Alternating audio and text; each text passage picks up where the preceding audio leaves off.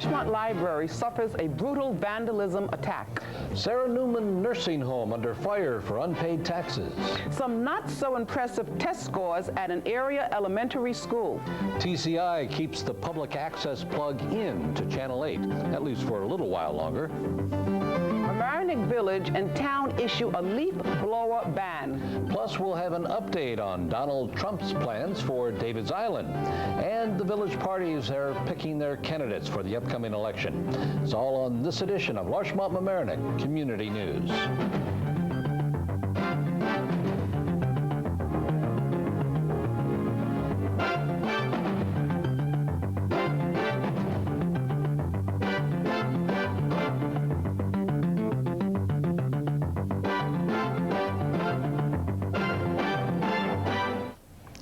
Welcome to another edition of Larchmont Mamaroneck Community News. I'm Roger Norum. And I'm Gelnna Gray.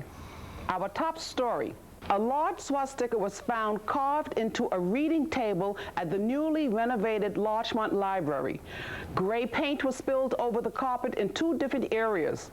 The computer terminals were also stained with the same paint. A damp batch under a desk seemed to suggest a fire extinguisher was used to make the mark. On the lower level of the library, glue was found spread on the carpet. And to all of this damage, the copying machine came next, and the telephones were vandalized with paint. The damage occurred at night after closing. According to the Gannett newspaper, Chief Kersey will be handling the incident as a bias crime. However, there was no anti-Semitic remarks or any words to indicate or isolate any group. Larchmont Village is offering a $1,000 reward for information leading to the arrest of the culprit or culprits. In response to this crime, the town of Mamaroneck has matched the village $1,000 reward.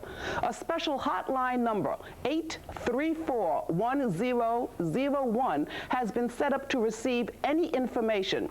Call and speak to James Cristiano or Frank Gerencelli. They will keep all of these informational calls confidential. No surprises as the Mamaroneck Village Republicans select their slate for the upcoming elections. Larchmont Mamaroneck Community News reporter Sven Oehme has the details. Election day is coming closer, and I'm not talking about the presidential elections in November. Local elections are being held on March 19th. Mamaroneck Village Republicans recently announced the slate. It's no surprise that the incumbents who are up for election will run again. Martha Sokol-McCarty, Todd Noble, and Virginia Neumeister are seeking to be re-elected. The 3 incumbent candidates, Mayor Joseph Lancer and Deputy Mayor Walter Rogers, make up the all-Republican board.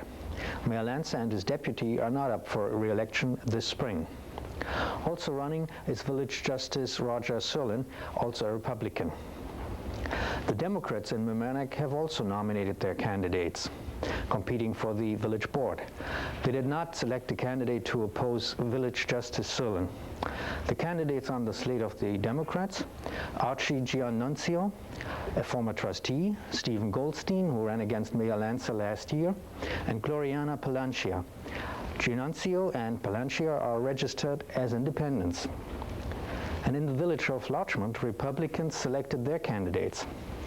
The Democrats are led by Mayor Cheryl Louie, who is seeking a 3rd term. She will run unopposed. And also on the slate are trustees William McSherry and Judy O'Gorman, and Marianne Mummer. Mummer was appointed by Mayor Louie last month after the resignation of Republican trustee Birzell.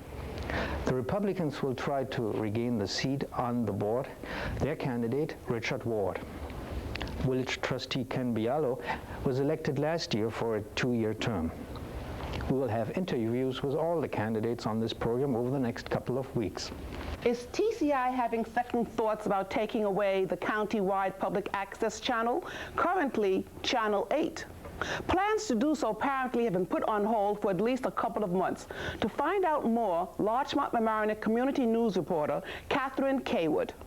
At the beginning of 1996, TCI had only 4 available channels remaining. These were channels 3, 8, 10, and 19. Then WRNN's signal from Kingston and WMBC's signal from New Jersey became strong enough to be carried in our area, and by law, TCI must carry them. TCI then announced that it would discontinue Channel 8 as a system-wide community access channel, which in turn resulted in a demonstration outside of the TCI headquarters here in mid-January.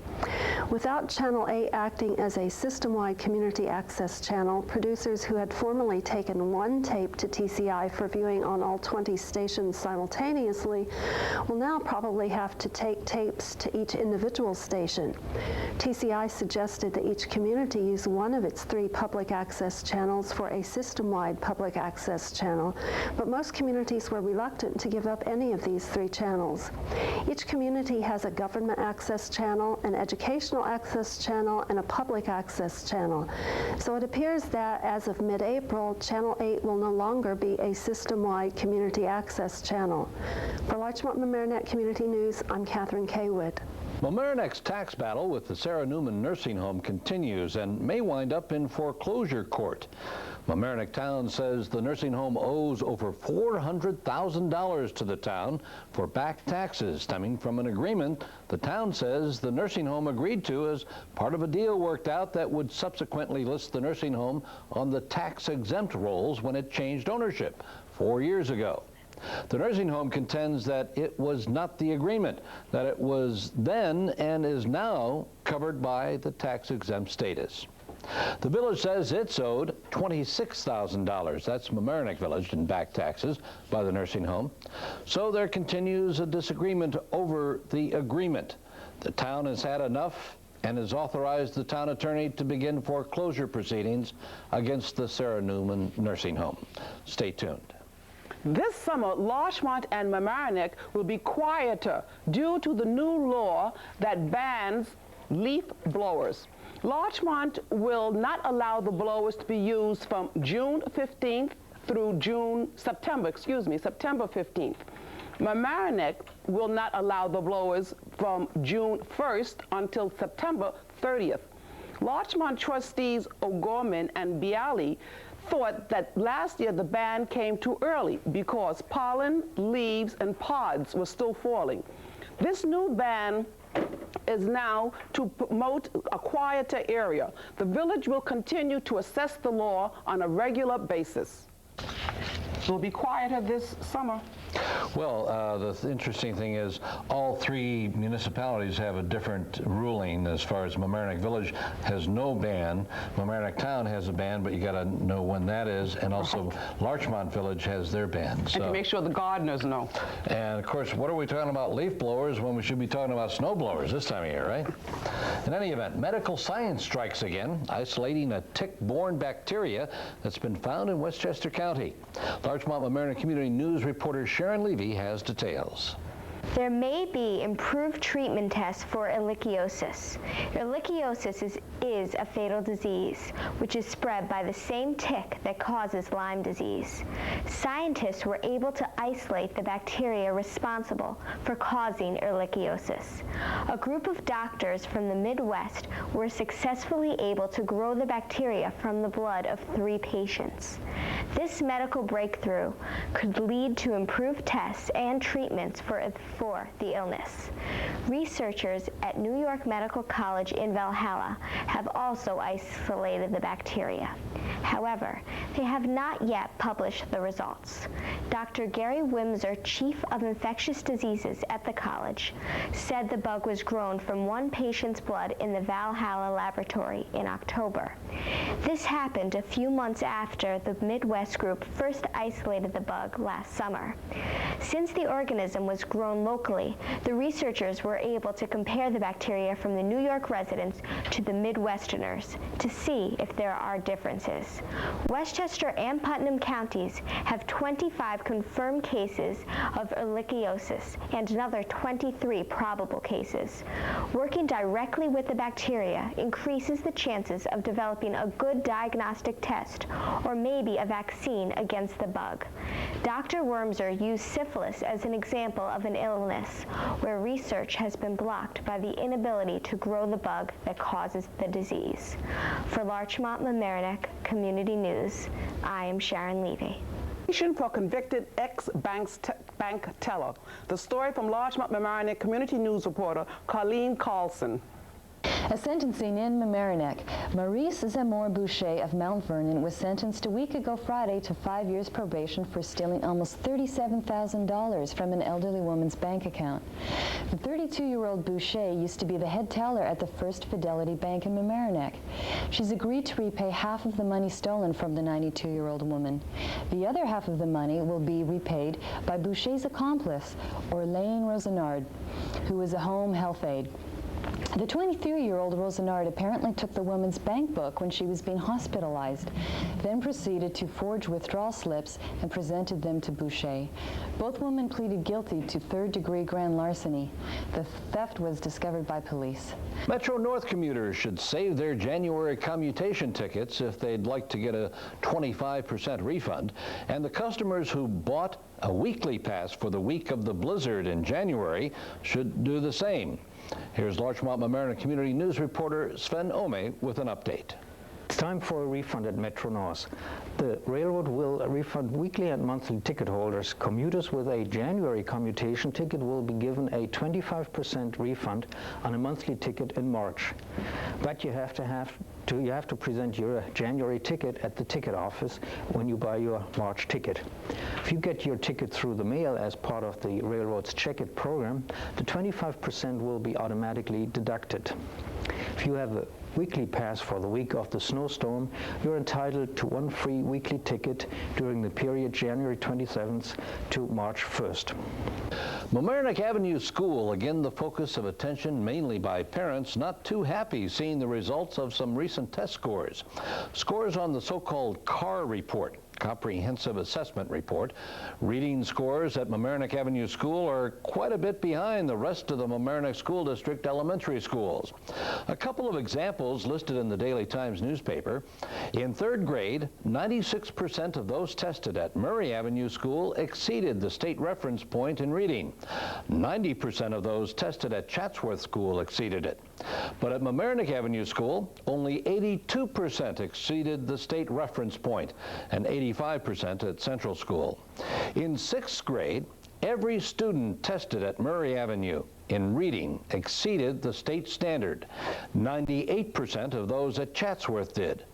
But at Mamaroneck Avenue School, only 83% of the students tested did better than the state reference point. At Central Avenue School, the figure was 89%. School officials are meeting this week with concerned parents of Mamaroneck Avenue School students. The principal of Mamaroneck Avenue, Peter Barron, says one explanation is that Mamaroneck Avenue School has many more students with English as a second language than any of the other schools in the district. Also, statistics show that the percentage of students from families below the poverty level at Mamaroneck Avenue is double that of the three other district elementary schools. Peter Barron says that teachers and administrators are working to improve the reading scores. Gelnna? A group of Rye Neck High School students who are members of the school's Rescue Earth's Environmental Future urged Congresswoman Nita Lowey to vote against the Young Pumbo bill. The Congresswoman responded to the students' letter in person and declared the bill would undo protections that were signed into law by President Nixon in 1973. Environmentalists say the bill could harm the endangered species in allowing their habitats to be destroyed. Supporters of the bill believe it would ease environmental laws that have hampered the timber industry and hurt the mining industry and other landowners. The Congresswoman does not believe the bill will pass. The bill is pending at this moment before an agricultural committee. Lowey also stated areas of pornography involving the internet and television. She feels that the manufacturer's V-chip should be purchased and used by parents in order to block certain programs they don't want in their homes. There's little doubt winter is still very much with us, but what is this week going to look like weather-wise? We turn to our very own Larchmont-Mamaroneck Community News weatherman, Ed Muir. Ed? Well, with the return of snow last weekend, we once again see the return of cold temperatures.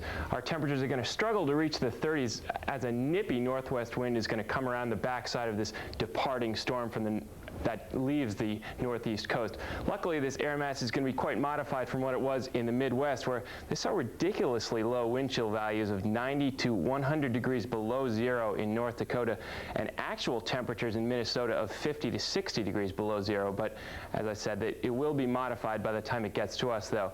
But Wednesday, we will see another chance for snow, light snow, but really it's just going to be more of a reinforcing shot of cold air. So as you might have gathered, the key to this 5-day forecast is cold. Monday, partly cloudy and cold, high of about 30 degrees. We might actually hit freezing on Tuesday under partly cloudy skies, but Wednesday we once again see a chance for light snow, high of about 33 degrees. Thursday, partly cloudy and colder, high of about 28 degrees, but at least we end up the week on a sunny note on Friday, high of 30 degrees. So if you're getting really tired of the cold and snow, there is one good piece of news, and that is we have passed the nadir of winter. The last week of January and the first week of February are statistically the coldest weeks of the year around here. So as the theory would go, it should get warmer from here on out. Well, not necessarily, but one thing for fact I can tell you is that the days are getting noticeably longer. So with more and stronger sunlight, any snow that does fall is going to have a tougher time sticking around.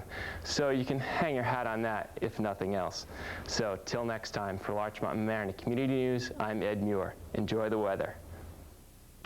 Last week, residents of about 10 municipalities in northern Westchester were told to restrict their water consumption.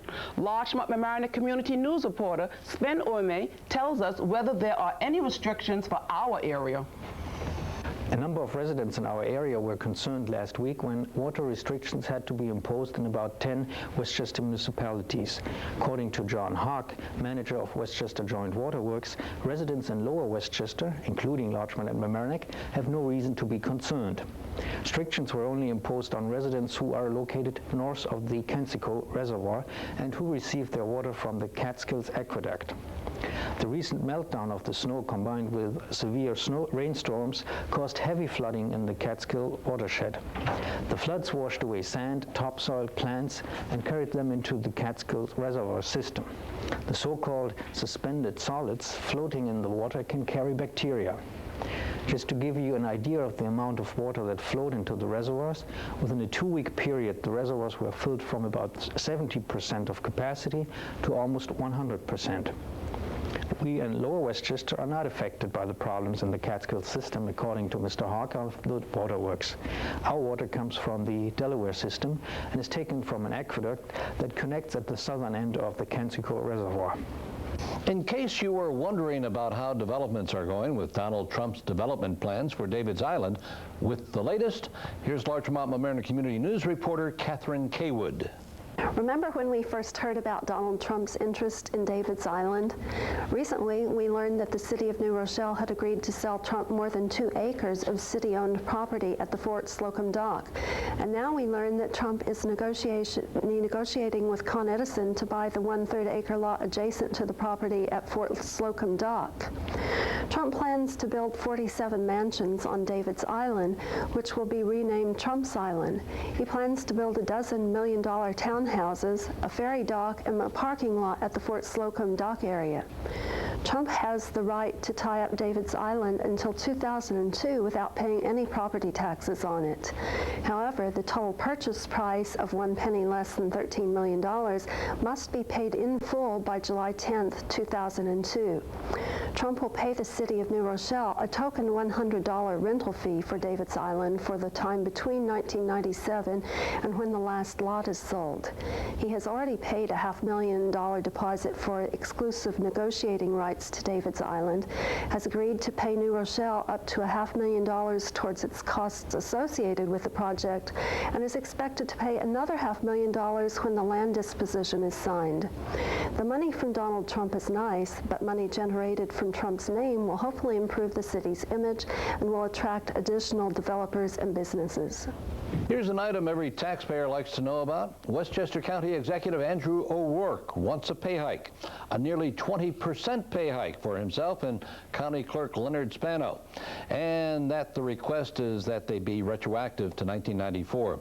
The pay hike proposals are in a package of about 240 Westchester County commissioners and managers, requests for pay hikes for them. In the last several years, more than 200 county workers have been given pink slips to save money.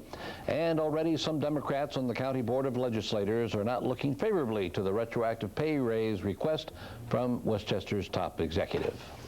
So you want to find out more about SPAN USA. Here's Larchmont Mamaroneck Community News reporter Sharon Levy. Hello, I have Manuel Boato here from SPAN USA, better known as SPANUSA. Tell me, Mr. Boato, what is SPAN USA? We are an executive recruiting firm. We specialize in the recruitment of people who are bilingual, who speak Spanish and English.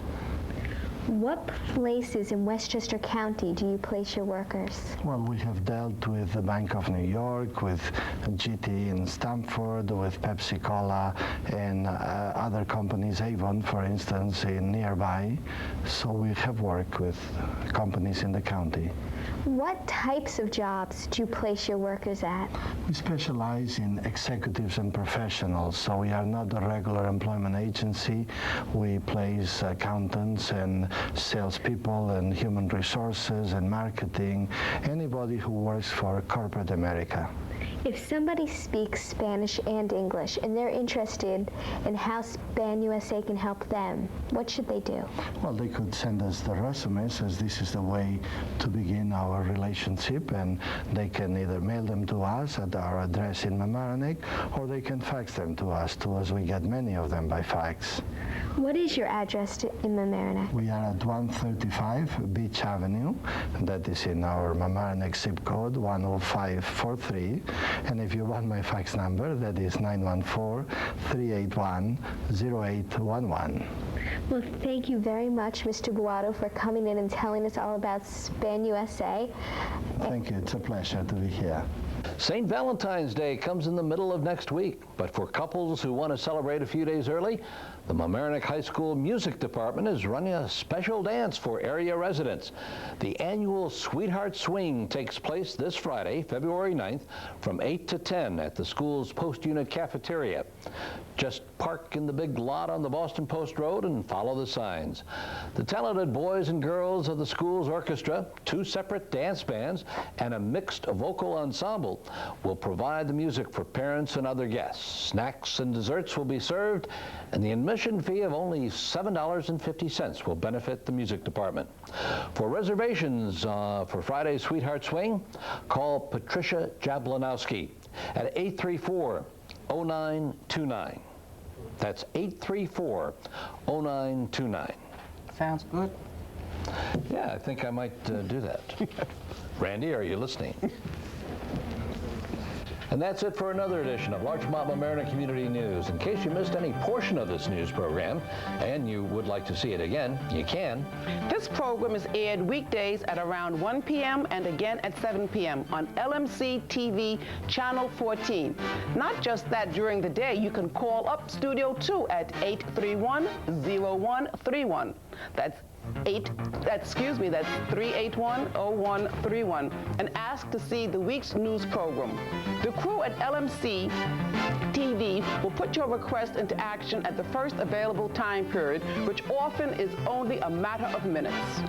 The number to call again during the day is 381-0131, and after 4 p.m. call 698-6808. That's 698-6808.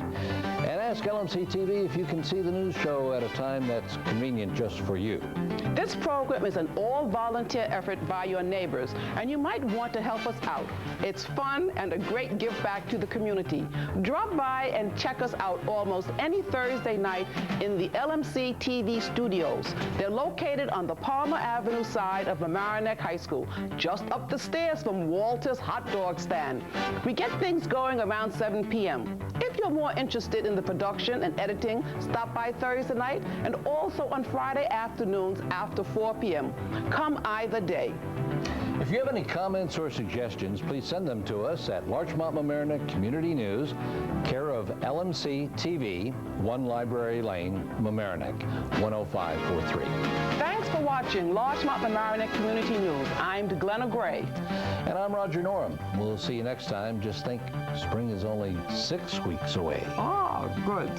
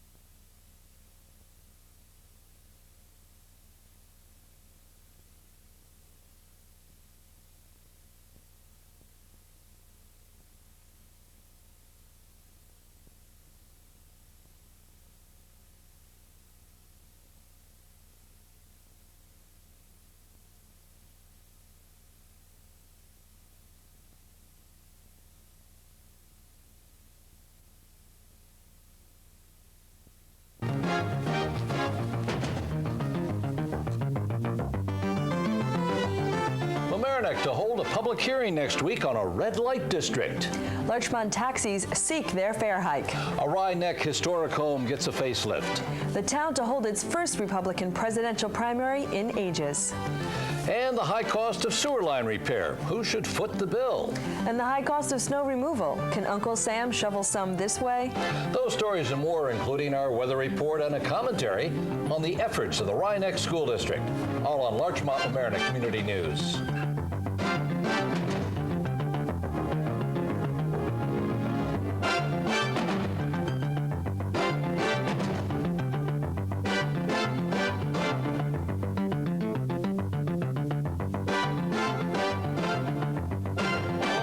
This edition of Larchmont Mamaroneck Community News, I'm Roger Norum. And I'm Alicia Myro. Our top story. There's been a lot of talk lately about red light districts. New Rochelle had a very heated public meeting recently about 3 possible areas for adult entertainment. Now the town of Mamaroneck is holding a public hearing next Wednesday on the threats on the subject. A red light district in the town. Will it happen? Larchmont Mamaroneck Community News spoke with Valerie Moore O'Keefe from the Mamaroneck Town Council. The town has been considering, we're going to have a moratorium, a 6-month moratorium with respect to any kind of adult entertainment activities. And we will have a public hearing on the 28th of February for that purpose, and I have no doubt that that will pass. And during that period of time, we will study the effects, or what they call the secondary effects, of these kind of activities. Topless bars, massage parlors, bookstores, adult video stores, and what effects they have on property values, on crime, on use of drugs and so forth in the neighborhoods. We are tracking a few statutes now, one in the town of Greenberg, I think the other one's in Ardsley. And I understand New Rochelle was held a hearing a few weeks ago, and I understand there was quite an outcry about even talking about it, and certainly nobody wanted one, but there was some talk about one of their districts being lined up on the town of Mamaroneck. virtually, I guess it's for several hundred feet from the town line, right between the Thruway and Fifth Avenue, right near the town of Mamaroneck. The theory is that because the First Amendment to the Constitution, as the Supreme Court declares it, you can't prevent entirely these, quote, adult uses. You want to take a look and see how you can restrict them in such a way as to have the least deleterious effects on our community. My position at first blush, not having done the legal research, is that we should look at it from a regional point of view, and if we're going to have adult entertainment things up in Portchester, and we have them in New Rochelle, there's no reason why, if you want to patronize one of these establishments, that we have to have one in the town of Mamaroneck. Think of the village of Larchmont, so small, and if you avoid residential uses, schools, churches, synagogues, where are you going to have one? Rather limiting. So everybody that is interested in the subject should attend the town meeting February 28th. Yes. Okay, thank you. You're welcome. Local residents have been hit with Metro North and subway fare hikes. Could our local taxis be far behind? Larchmont-based taxi companies are preparing to make a presentation at the Larchmont Board of Trustees meeting that would call for an increase in fares. Currently, the taxi companies charge $2.50 to go anywhere in the village. The proposal may ask that the cost be brought up another $1 to $3.50, and an additional fee be charged if cabs have to wait for an extended period of time for passengers. The taxi companies cite the ever-increasing insurance premiums and the fluctuations in fuel costs over the last 8 years, which is when they claim the last increase was granted, as the reason behind the fare increase proposal. The board is anxious to hear from the taxi companies, as it would also afford them the opportunity to bring up other issues such as rate cards, fare maps, and taxi cab conditions. Metro North is playing ostrich, at least with respect to the week of the blizzard of '96. Larchmont Mamaroneck Community News reporter Sven Oehme explains. Metro North is spreading good news these days about its on-time performance in January. According to the railroad, 90% of its trains were on schedule in January. If you wonder how this is possible, as you remember the blizzard of '96, the railroad has excluded the week of the blizzard from its records. It is also good to know how on-time performance is defined at the railroad. Trains that are on time when they are 5 minutes and 29 seconds within the scheduled time of arrival. Currently, the railroad estimates that the blizzard will cost the railroad up to $9 million. Random drug checks starting now in the town of Mamaroneck for a select number of municipal workers. To get all the details, Larchmont Mamaroneck Community News spoke with Valerie Moore O'Keefe from the Mamaroneck Town Council. In 1991, there was a law passed called the Omnibus Employee Testing Act, and it became effective. Just a federal or federal. state? It became effective January 1 of this year for all employees having less than 50 employees. All municipalities. All municipalities and other employers who have less than 50 employees who have commercial driver's licenses. So this law became effective in the town of Mamaroneck recently. The particular law that we just passed with respect to pre-employment testing of drugs and alcohol, post-accident testing, and random testing applies only to our highway workers. The police and the fire have other, fire people have other regulations. So, but this is to enhance highway safety throughout the United States. Mm-hmm. And this will, the program is going to begin like now? Now, yes, now. So anyone who is an employee of the town should be on notice that they could be tested at any time? Yes, who has a commercial driver's license, who's not a member of the fire or police departments. Okay, well, it's something that I'm sure it makes sense, and that's why they passed the law. And the thing is with this, if a person or an employee does have a problem with one of these substances, the legislation provides an opportunity for them to get treatment. So it's not punitive. Right. If they face up to it, we can give them some help, which we hope that would be the case. It's one of this area's historic homes, and over the years has fallen into disrepair. The old Victorian-looking house on the Boston Post Road in Rye Neck, across from the Bellows School playground and directly across the street from the House of Lights.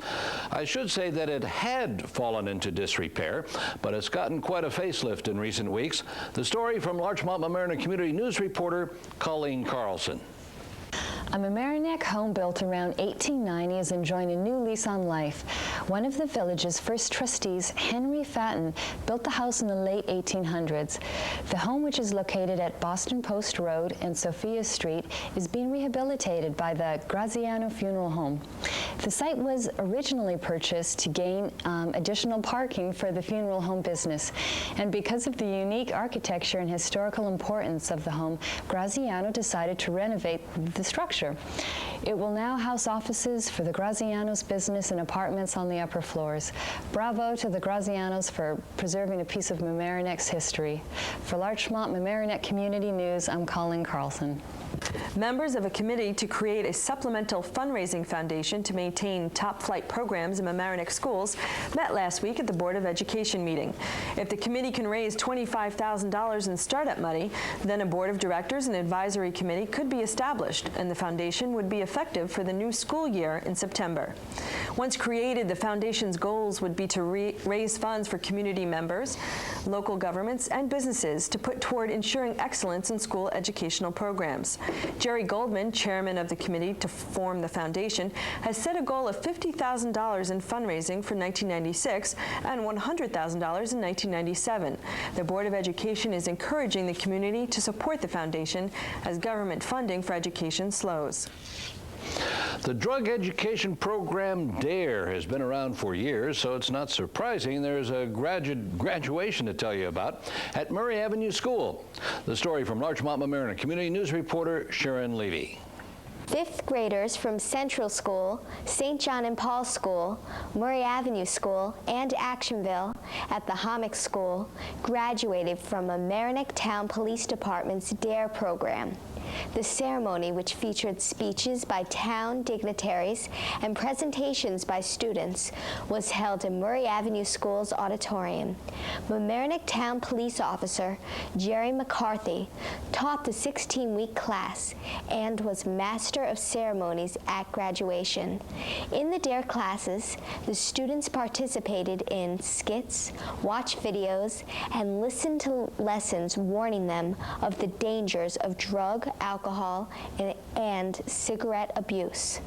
Central School students ended the drug abuse resistance education ceremony by singing an anti-drug rock anthem titled "My Mind is Mine, Just Say No."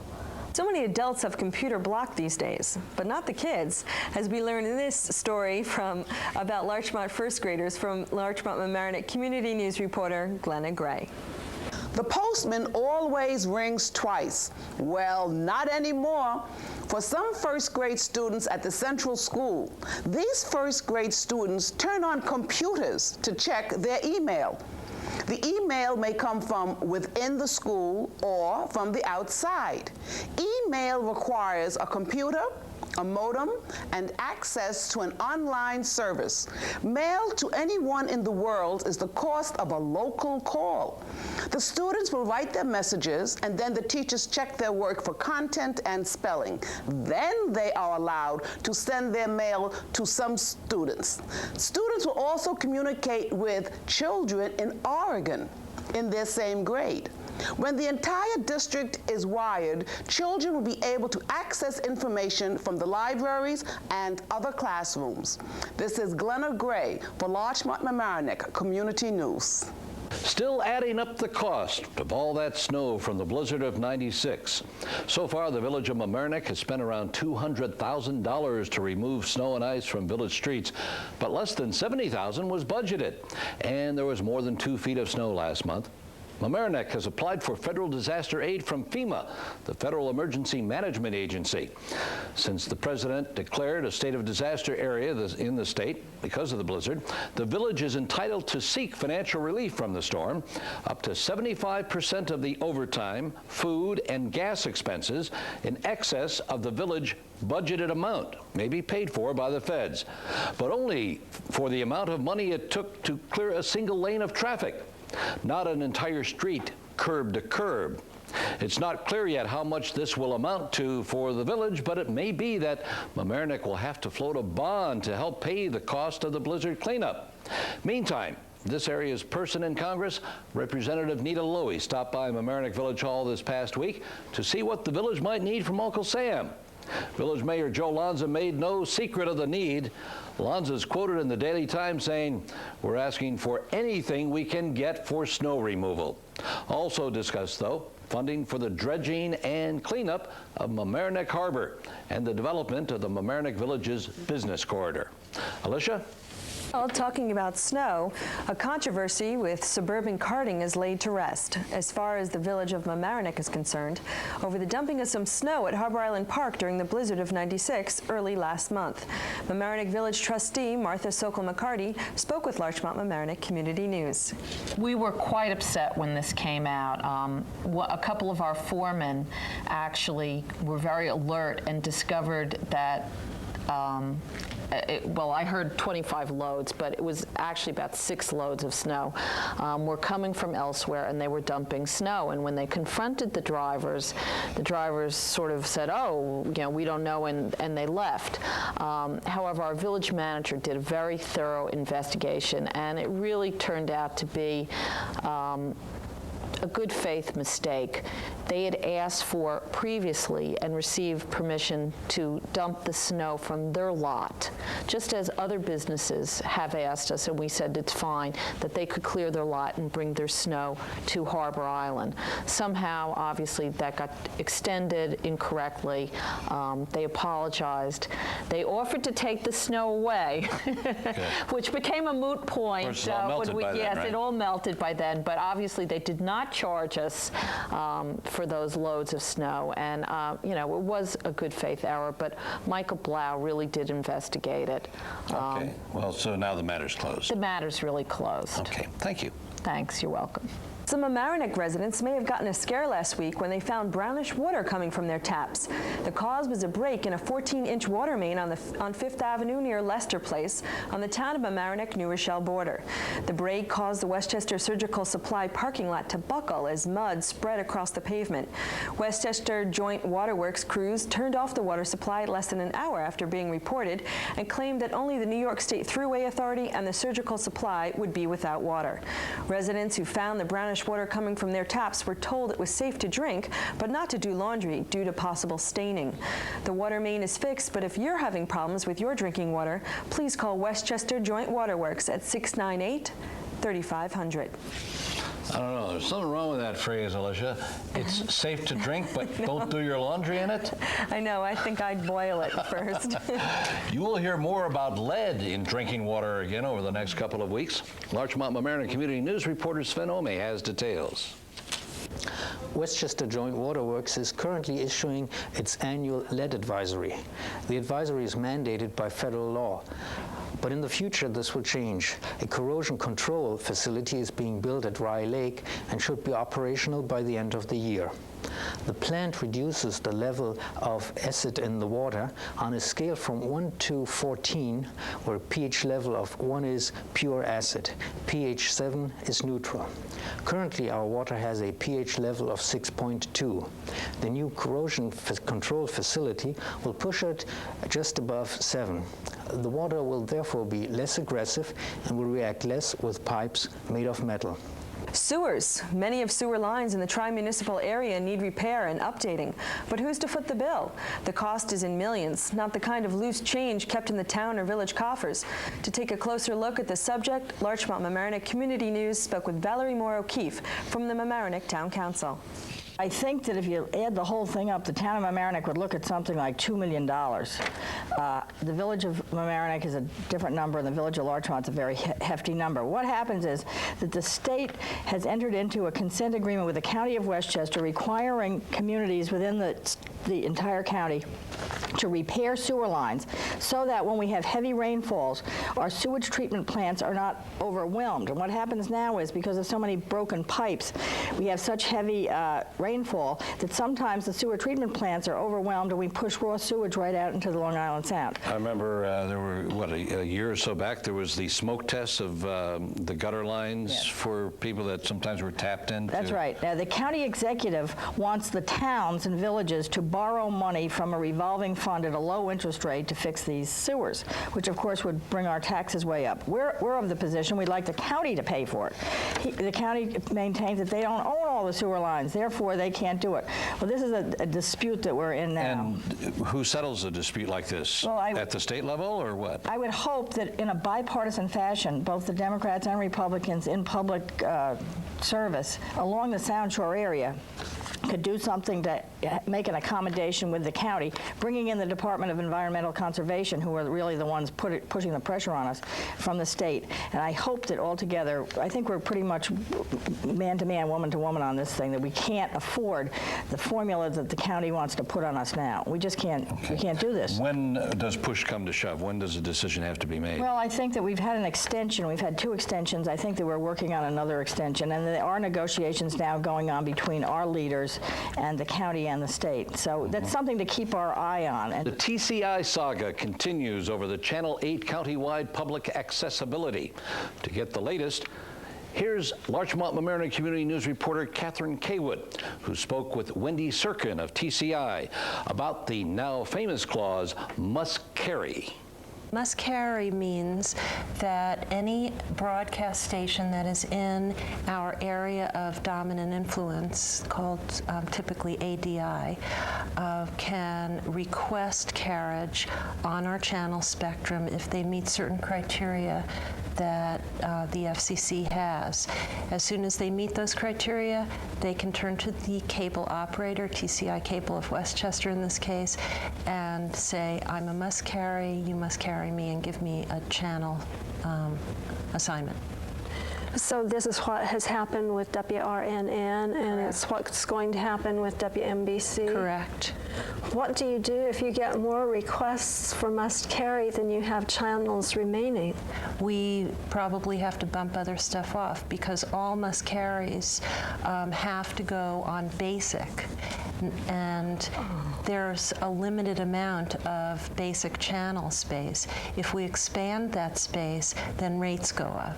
So we try to hold it down, hold the cost down, but that means that all the must carries can take over that space. Well, then how does the recent telecommunications bill affect TCI in our local area?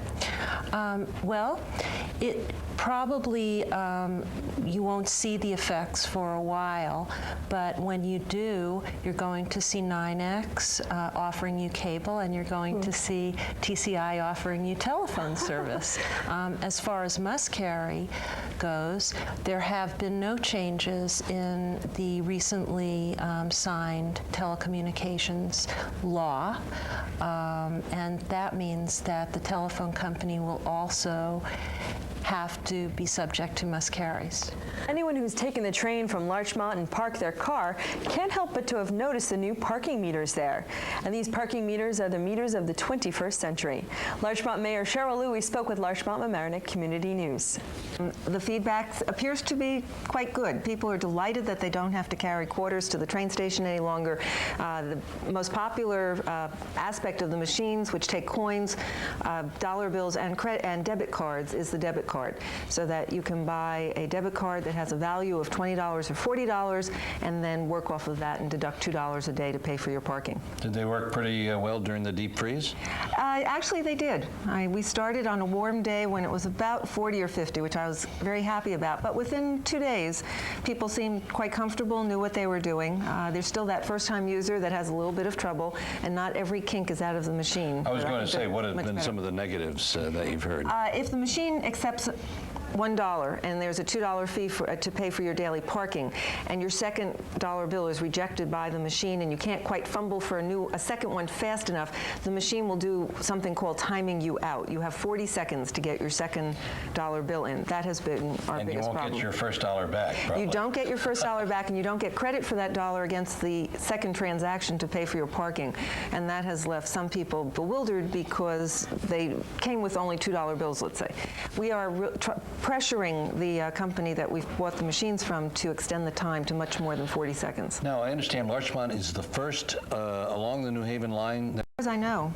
I've had long conversations with Metro North and their parking and planning department, and Randy Fleischer, who heads that, and I have really wish listed and dreamed of the future where if you were in a hurry to get on the train, didn't have time to use our machine, you could hop on and then pay when you get to Grand Central, and all these machines up and down the train lines would be linked by communication cables. That's quite far in the future, well, but it's a start. Something to think about. And what is the saving to the village? The village, in many ways, had no choice. The New York Thruway Authority is going to renovate that parking deck in June, and at that time they will take out all of our existing parking meters. So we had to find a new means of collection. We either had to purchase new parking meters, which would have cost us about $400 a piece, would have been $120,000, and we were able to buy these multi-space machines for about $90,000. So it was an enormous savings up front, and with that we got the new technology, the debit card and the dollar bill collector. And you really don't have to spend as much, I guess, to actually collect the money out of each machine, do you? No, you don't. There's also a much stronger audit trail for our treasurer's office. It tells you exactly who paid in what space, and in terms of enforcement, you can get a list printed out of the machine as to which spaces should be vacant, and if there are cars in them, they will be ticketed immediately. We certainly have had our mix of weather the past several weeks. To see what's in store for us right here, we have our very own weatherman, Ed Muir, for Larchmont-Mamaroneck Community News. Well, so far that groundhog has been pretty correct about 6 more weeks of winter. We've crammed nearly a winter's worth of storms into just the last few weeks alone, and as you might have guessed, this week is going to be no exception. Monday, things are going to start out pretty nicely, but Tuesday, things are going to go quickly downhill.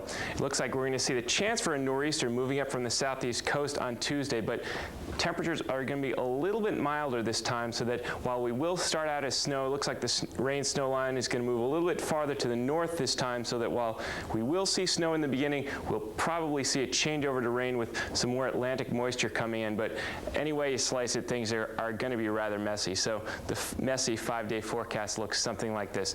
Monday, partly cloudy, not too bad, high of about 34 degrees, 35 degrees, snow possibly changing to rain on Tuesday. Then we get a little bit chillier, but we partially clear out on Wednesday, high of 30 degrees, 32 degrees under partly cloudy skies on Thursday. And then we end up the week on a sunny note anyway, high of 34 degrees. So at this rate, even though we did not see significant snowfall this time, at this rate our winter is going to be the snowiest on record, and February has already become the 4th straight month with above average snowfall, and it looks like our general weather pattern is conducive to more storminess. So even though spring is due in about a month, chances are we won't even know its arrival, because chances are our landscape is going to look a lot more like winter than it is like spring. So till next time, for Larchmont-Mamaroneck Community News, I'm Ed Muir. Enjoy the weather. Here's a trivia question for you this election year. When was the last time the town of Mamaroneck had a Republican presidential primary? Trust me, it's been a long, long time. But there's going to be one again very, very soon on the 7th of March. To fill us in, Larchmont-Mamaroneck Community News reporter spoke with Valerie Moore O'Keefe from Mamaroneck Town Council. The Democrats have primaries all the time. The Republicans, historically in the state of New York, haven't had too many primaries, so I'm excited I'll be able to vote in a primary. Primary day is March 7th. The 17th Congressional District, where we live, there will be a primary for delegates for Mr. Bob Dole and for Patrick Buchanan. The other election districts congressional districts within Westchester don't have Buchanan on the ballot, but they have Dole and Forbes. So that's because how many of these candidates got signatures to get put on the ballot. But if you want to go vote in the primary, you have to check really to see where to vote. And this is only for the two candidates. No other people will be on the...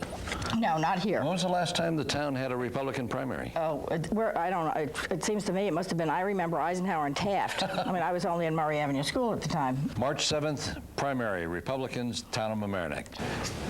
Here's an item you might want to put on your calendar if you're near Mamaroneck Village next Thursday morning. The people who write and edit the Gannett paper called the Daily Times will be available to answer your questions in Mozart's Cafe this Thursday from 9:30 to 11:30 in the morning. You're invited to have coffee with the people who put the Daily Times together and let them know what you want to see more of or less of in the Daily Times. That's Thursday, 9:30 to 11:30 in the morning at Mozart's Cafe on Mamaroneck Avenue in Mamaroneck Village. And that's it for this edition of Larchmont Mamaroneck Community News. In case you missed any portion of this news program, you can see it again. This program is aired weekdays at around 1 p.m. and again at 7 p.m. on LMC-TV, Channel 14. Not just that, during the day you can call up Studio 2 at 381-0131 and ask to see this week's news program. The crew at LMC-TV will put your request into action at the first available time period. The number to call during the day, 381-0131, and after 4 p.m., call 698-6808 and ask LMC-TV if you can see the news show. This program is an all-volunteer effort, and it's fun and a great give back to the community. Why not join us? Drop by and check us out almost any Thursday night in the LMC-TV studios. They're located on the Palmer Avenue side of Mamaroneck High School, just up the stairs from Walter's Hot Dog Stand. We get things going around 7 p.m., and if you're more interested in the production and editing, stop by Thursday night and also on Friday afternoons after 4 p.m. Come either day.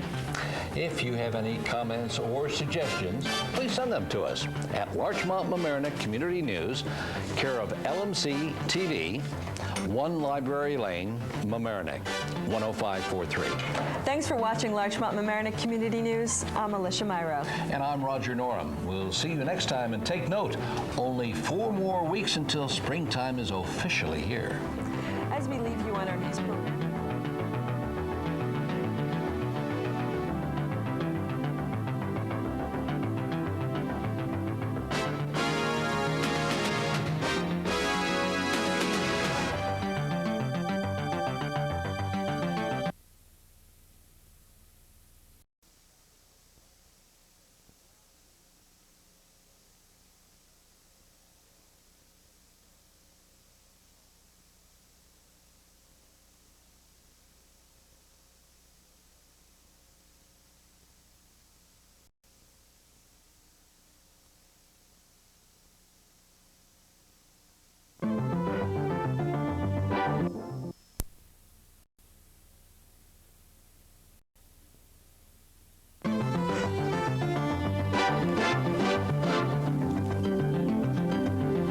Area residents hope for property tax breaks. Larchmont's new parking meters take a vicious beating. Anti-Semitic vandalism appears again. Possible education cuts by our governor. A local paper comes to town. And spring just might be in the air this week. All these stories and more on this edition of Larchmont Mamaroneck Community News.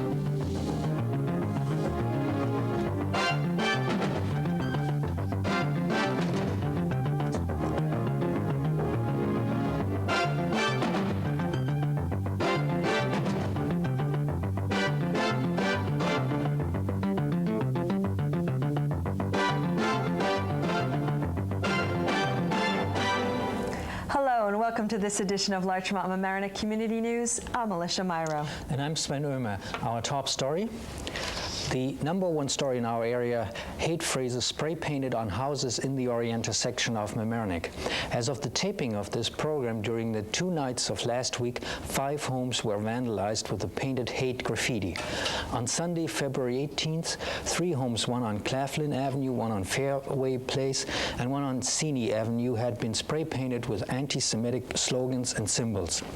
The following Tuesday, 2 more homes, this time on Pirate Cove, were subject of another attack by the spray painter. Mamaroneck Police Chief Edward Flynn said that a similar handwriting and footprints made by size 10 work boots linked the 2 incidents on Orienta to a suspect still at large. Larchmont Mamaroneck Community News reporter Gelnna spoke with Mamaroneck Mayor Joe Lancer about the incidents in the Orienta section of Mamaroneck Village. As most of you know by now that there were 5 crimes in the Orienta section of the village of Mamaroneck this past weekend. And they were basically noticed by the homeowners who called the police department and summons them out there to take a look at it. And the village feels very strongly about this. We feel that we should take some action, not only because it was in Orienta, but because it's in our community. Yes, but the thing that was done was that the swastika, the Nazi swastika, was painted on private homes. That's right, with anti-Semitic Mamaroneck taunts, and we feel this is a very serious action that was taken, and at this particular time we have given our police chief, Eddie Flynn, top priority. This is our #1 priority in the village of Mamaroneck right now, to try to catch these perpetrators. But I think, according to the news I saw from New York City, there's one series of footprints coming. Yes, there's one series of footprints, and we do have some leads at this time. Oh, good. But that is going to be held confidential at this particular time. Until but I believe that there's an award, or reward rather, yes. not well, reward. The village board Monday night is going to pass a resolution which will allow us to give $5,000 to anyone who leads to the arrest and conviction of these perpetrators or perpetrator. And we have also had an anonymous donor who donated another $5,000. So it's actually a $10,000 reward if anyone out there helps us find this perpetrator. Yes, but I think we're also coming together on Tuesday, February 27th. Yes, we will have a community forum. Everybody in the community is welcome. We would love to see a lot of people there, which I think we're going to have anyway. But we welcome people from the town of Mamaroneck, the people from the village of Larchmont, to come down and help us formulate a way to solve these problems that we have in the village of Mamaroneck with biased crimes. And that will be Tuesday at the high school. This Tuesday, the 27th. This Tuesday, and let me just say that originally it was at the Emlyn Theater. Right. But we have gotten so many calls from people who wanted to attend, we changed it to Mamaroneck Avenue, post roadside. We just heard Mayor Lanza talk about the meeting on the 27th at 8 p.m. at the high school. Larchmont Mayor Cheryl Louie will lead a March of Unity starting at 7 p.m. at St. John's Fountain Square to the high school. The incidents were condemned by officials and residents throughout Westchester County. Westchester District Attorney Janine Pirro, Mamaroneck Mayor Joseph Lanza, and Police Chief Flynn held a joint news conference at Village Hall in Mamaroneck. Here are some excerpts courtesy of TCI's Westchester News 10. As they are presently written, do not recognize crimes of hate as a separate kind of crime. We need to increase penalties when we're dealing with these kinds of cases because of the danger that's involved to the victims or intended victims. No one with any sense of compassion, with any sense of community, can look at this and say, I'm not affected by it. And so I think that the pain is felt as much in the non-Jewish community of Mamaroneck as in the Jewish community. Everyone feels violated. These latest incidents remind Westchester residents of other recent anti-Semitic acts of vandalism. Only 4 weeks ago, a swastika was carved into a reading table at Larchmont Library. And in December, menorahs in Scarsdale and Pleasantville had been desecrated. Earlier last year, anti-Semitic graffiti had been painted on a Rhine High School athletic field. If you have any information on the incidents in Mamaroneck Village, please call the police department at 777-7740. All calls will be confidential, and the number again, 777-7740. In addition, Larchmont Temple will also hold a special service entitled Shabbat Zachor to remember ancient and current acts of anti-Semitism. Pastor Dick Martin of Larchmont Avenue Church will share a special message at the Friday, March 1st service at 8 p.m. Sven? Larchmont Mamaroneck community news reporter Jamie Stein asked village residents about their reaction to the recent hate crimes. Well, it could happen anywhere, but it's really strange that it should happen in an area where it's never happened before. I mean, first and foremost, it's awful. And I also find it rather frightening as well because it's so close to our backyards. You know, it's very easy to hear about it in South Carolina or in Georgia or, you know, anywhere else in the nation, but you think that in Westchester with such a large Jewish population that it just wouldn't exist, but it does, and it just, again, is very frightening. I'm really depressed about it. As a matter of fact, the incident occurred right behind my friend's house, and I think if the people have something to say, they should say it to people's faces, and I think it's really a shame, and there's no place for this in Westchester County, none at all, and I hope you're listening. Well, taxes will be due in just under 2 months, and that's just what was on several area residents' agenda last week. Tuesday, February 20th, was official tax grievance day for our villages, a day allotted for area property owners, residential or commercial, to plead for a change in their assessed property value. An individual's assessed property value determines their property and other local taxes. Larchmont and Mamaroneck villages could expect up to 150 grievances in a given year. Area residents then have but to wait and hope for assessors to do the right thing. There's no telling which way it could go, but it's the opinion of at least one area assessor, Ross Valenza of Mamaroneck Town, that a complete revaluation of county properties to make tax rates more accurate is long overdue. Next on our program, Larchmont Mamaroneck Community School News reporter Ed Stein with an update on the Rye-Neck School District. The Rye-Neck School District is on a great big roll. Last week, we reported that Rye-Neck High School was selected by the U.S. Department of Education as a 1996 National School of Excellence. And the dedication to that excellence started 5 years ago with the administration's commitment that Rye-Neck High School will be a Regents High School, a major change that worked. Kudos for Superintendent Peter Mustick and Principal Barbara Ferraro, and of course, teachers and students. Also, the school district was just invited by the State Education Department to apply for a special education grant, just so that the district can produce educational materials about Rye-Neck's team approach to learning differences and to share them with other school districts in the state. In short, Rye-Neck is now a model school district in its approach to special education. A major turnaround from 1990, when the school district's special ed program was cited with 56 violations and a devastating evaluation. How things have changed for the better.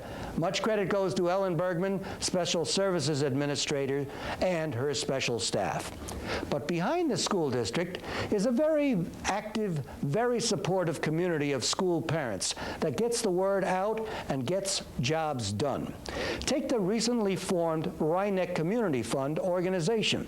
This group of parent volunteers, headed by Jennifer Coy, has as its goal raising money for the school district's 2 libraries and the media centers. Already they have raised a substantial amount with a letter-writing campaign. But this past weekend, the committee showed its innovative approach to fundraising and having some fun at the same time.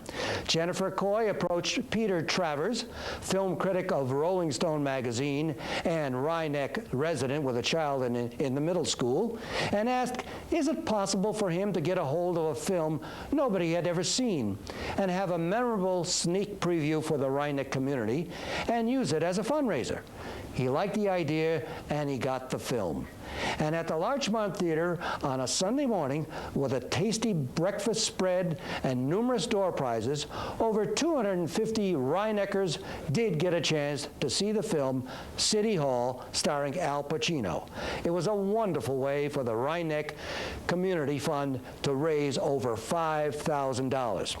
A personal footnote, Harold Becker, the director of the movie City Hall, directed my first TV commercial back in '66 at Wingfoot Country Club for Mulligan Golf Shoes. This is Ed Stein for Larchmont Mamaroneck Community News. In the next report, Larchmont Mamaroneck Community News reporter Kathryn Caywood tells us about some educational woes. When Governor Pataki speaks of lowering our taxes, it sounds good, right? But what if this translates into local taxpayers paying more for education and the state paying less, as the governor has proposed?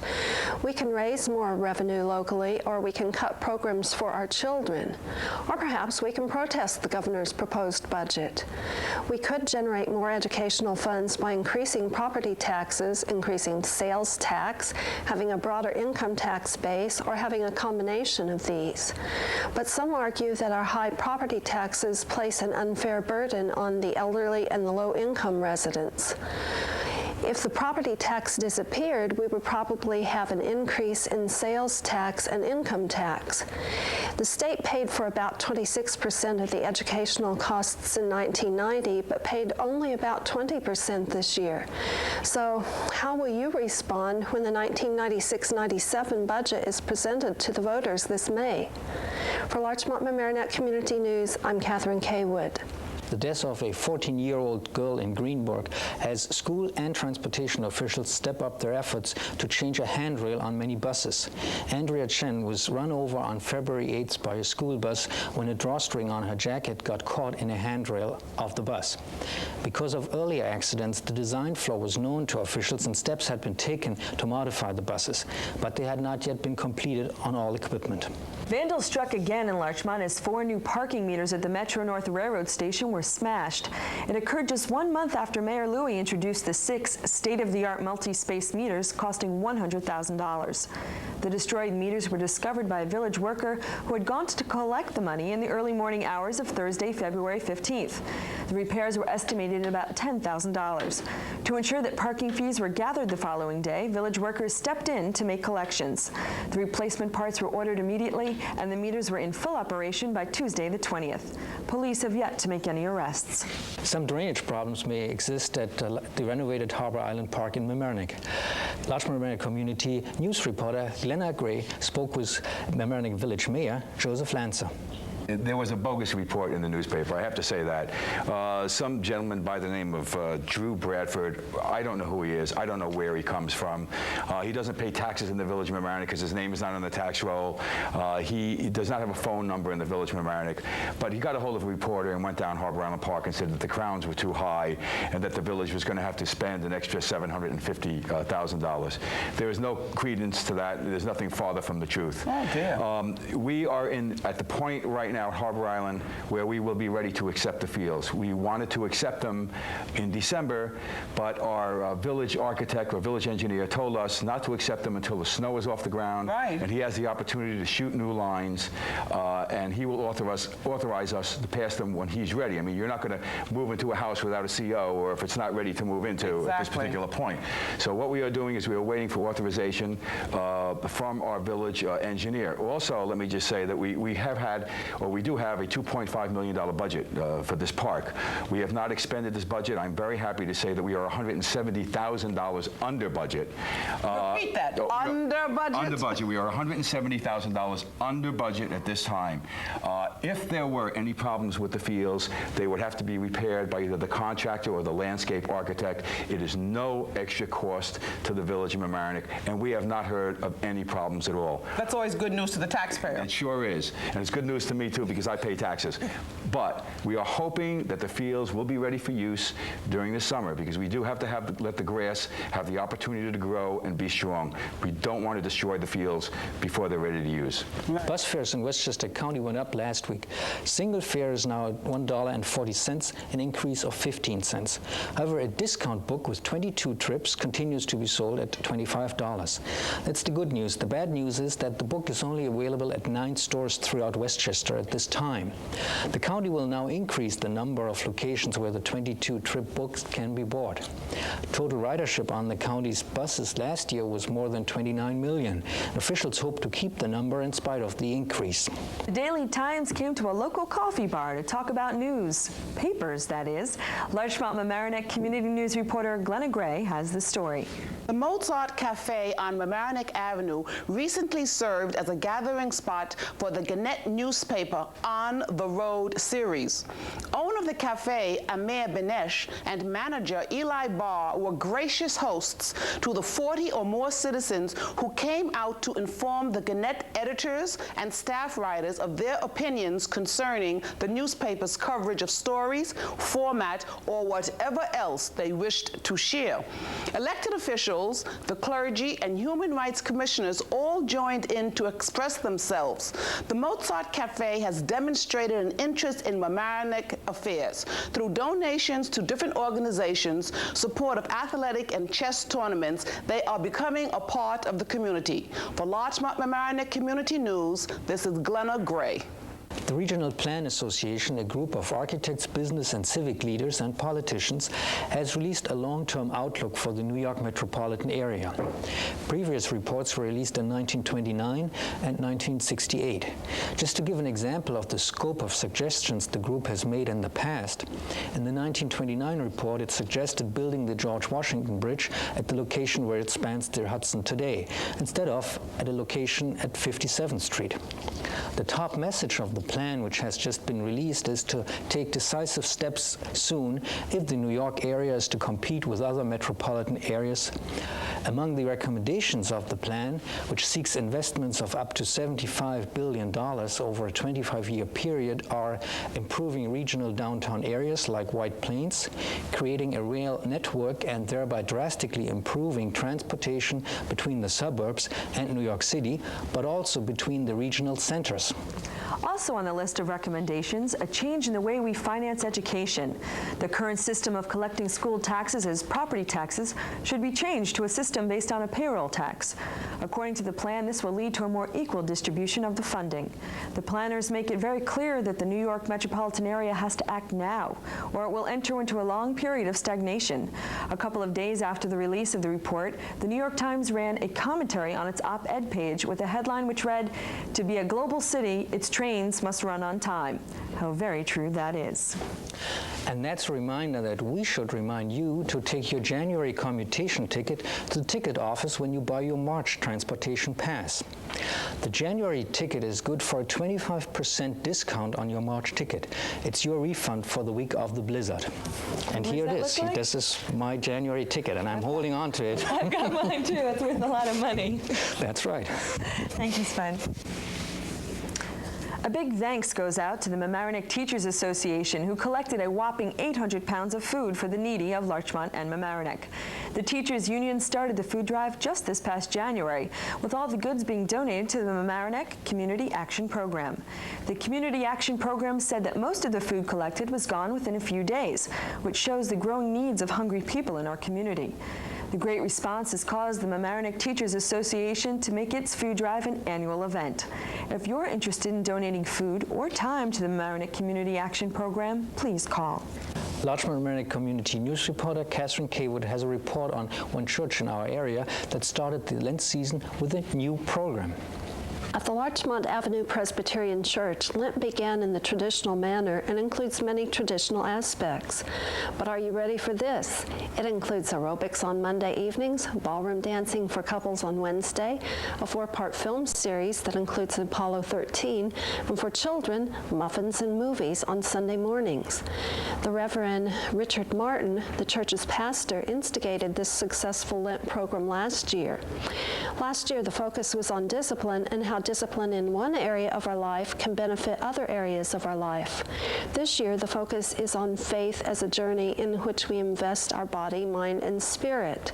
So in addition to the innovative programs, there are also the more traditional Lenten features such as Bible study and talks for church members.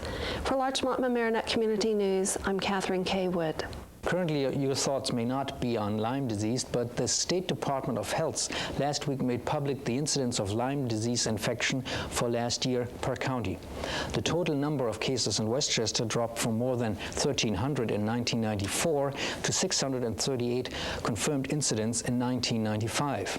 According to the statistics, Westchester County lost the top spot in the state to Dutchess County, where 900 confirmed cases were reported in 1995. We've been on a temperature roller coaster lately, from deep freeze to balmy spring-like conditions. To find out what's in store for us, we turn to Larchmont Mamaroneck Community News weatherman Ed Muir.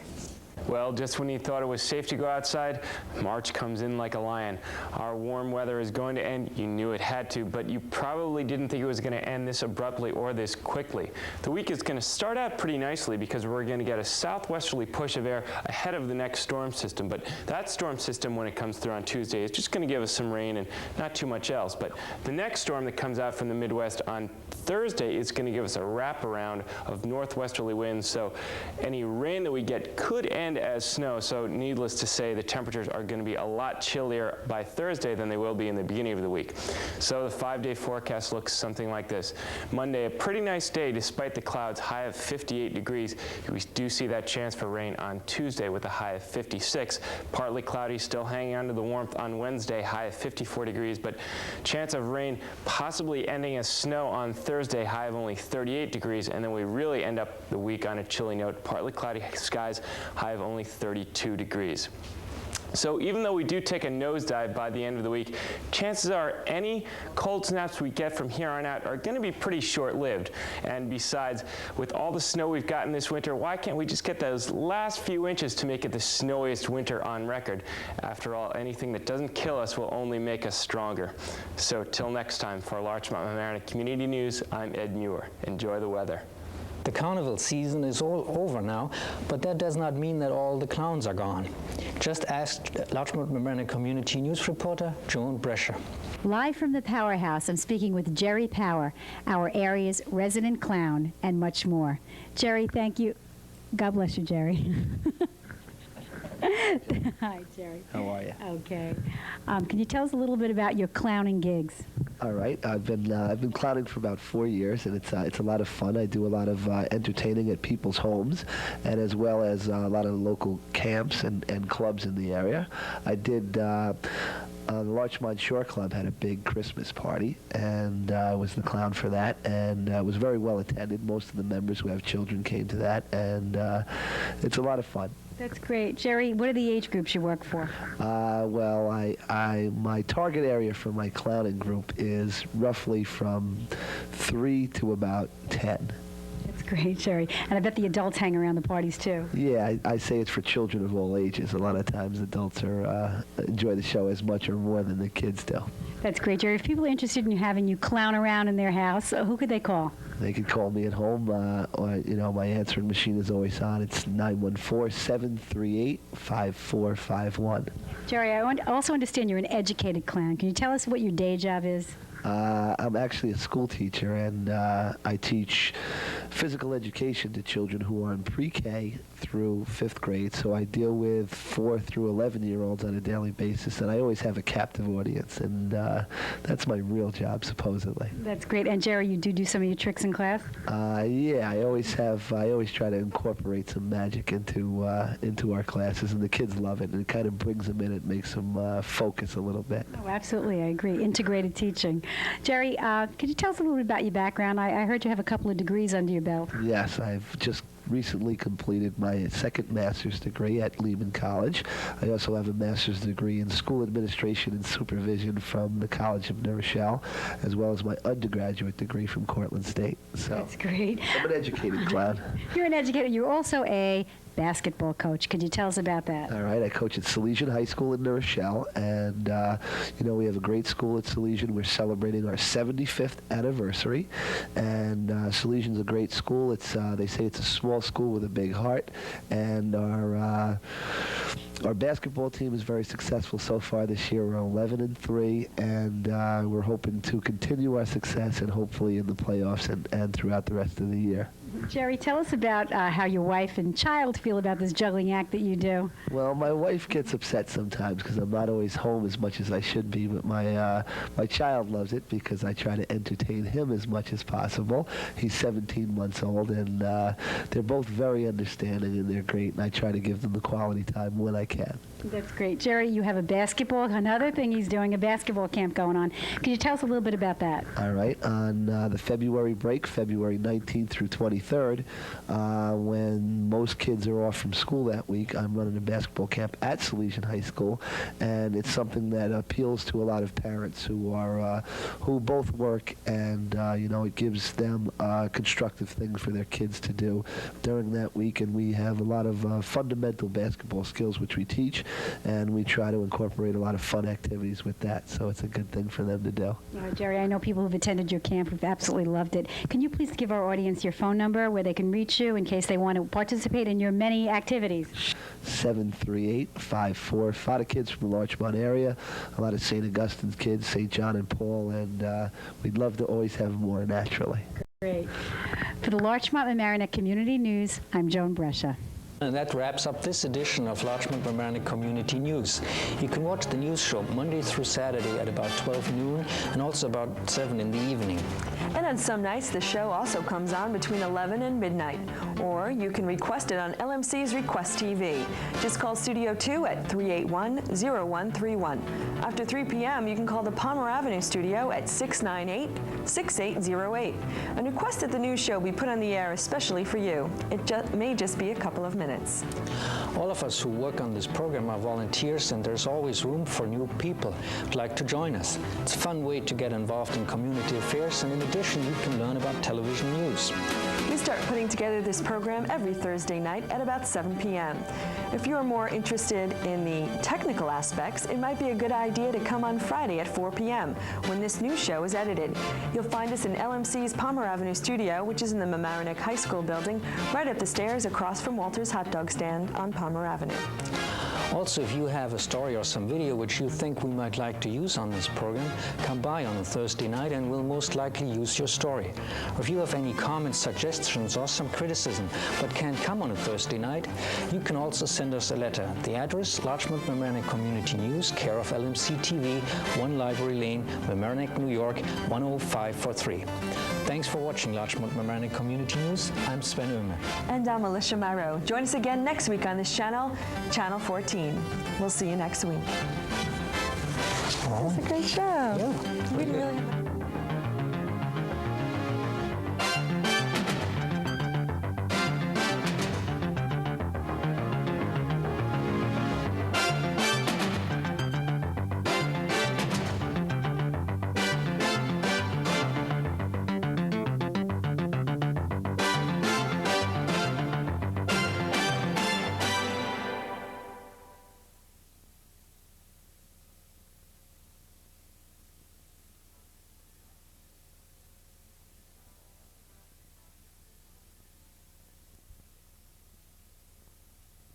for Westchester County, but also for County Clerk Leonard Spano. But a funny thing happened on the way to getting the County Board of Legislators' approval. None did. And the public response was not for the raise either. So O'Rourke backed off and will accept instead a 7.5% increase, 3.5% for 1994 and 4% for 1995. About the same as raises given to county unions, with no raises scheduled to kick in this year. A pay hike has O'Rourke making just over $128,000 a year. County Clerk Spano will look at a $106,500 a year paycheck. District Attorney Janine Pirro will make over $118,300 a year. Alicia? Metro-North Railroad once had a pretty good reputation for reliable service, but that was before the winter of '96. Here's Larchmont Mamaroneck Community News reporter Sven Oehme with an update and commentary. Metro-North had built up a pretty good reputation over the last couple of years, but the winter of '96 wiped it out. Last week, train service, especially on the New Haven line, was still a far cry from being normal. Every day, numerous trains encountered delays of up to 30 minutes and more. Trains were also shorter because too many cars are still or again in the shop for repairs. As a regular viewer of this program, you will know that we usually refrain from commenting, but the situation at the railroad serving our area is so severe that it requires action. In my view, it's a disgrace that we have to rely on a railroad that is inadequate to serve the needs of its customers. Railroads operate in many areas of the world. Frequently, they do so under weather conditions much worse than what we have experienced this winter. The management of the railroad has already said that it has made mistakes, but I don't think that that is enough. The individual job performance of top-level management should be examined, and capable people should be brought in. A refund on tickets for those of us affected by the storm is not a long-term solution. An action plan is needed to bring this railroad up to speed again and to try to improve its performance. If you are unhappy with Metro-North, write to Donald Nelson, President of Metro-North Railroad, at 347 Madison Avenue, New York, New York, 10017. And we're also interested in your comments on this program, so let us know what you think about Metro-North. And that's our first official editorial on Larchmont Mamaroneck Community News. If you would care to respond, please give us a call. And that's it for another edition of Larchmont Mamaroneck Community News. In case you missed any portion of this news program, you can see it again. This program is aired weekdays at around 1 p.m. and again at 7 p.m. on LMC-TV Channel 14. Not just that, during the day you can call up Studio 2 at 381-0131 and ask to see this week's news program. The crew at LMC-TV will put your request into action at the first available time period. The number to call during the day is 381-0131, and after 4 p.m., call 698-6808 and ask LMC-TV if you can see the news show. This program is an all-volunteer effort, and it's fun and a great give back to the community. Why not join us? Drop by and check us out almost any Thursday night in the LMC-TV studios. They're located on the Palmer Avenue side of Mamaroneck High School, just up the stairs from Walter's Hot Dog Stand. We get things going around 7 p.m. If you're more interested in the production and editing, stop by Thursday night and also on Friday afternoons after 4 p.m. Come either day. If you have any comments or suggestions, please send them to us at Larchmont Mamaroneck Community News, care of LMC-TV, 1 Library Lane, Mamaroneck, 10543. Thanks for watching Larchmont Mamaroneck Community News. I'm Alicia Myro. And I'm Roger Norum. We'll see you next time, and take note, spring is now only 5 weeks away. And happy Valentine's Day. That's right, it is Valentine's Looking at your tie Day. there. Pretty Little cute. hearts on here if you can't see them. Happy Valentine's Day, everyone.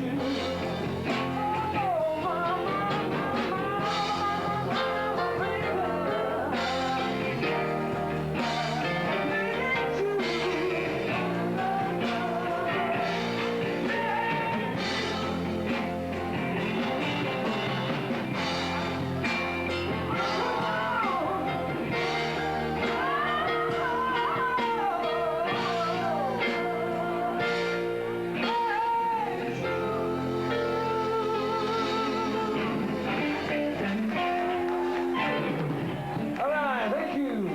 Yeah, so you have a joint chiefs, ladies and gentlemen, right here.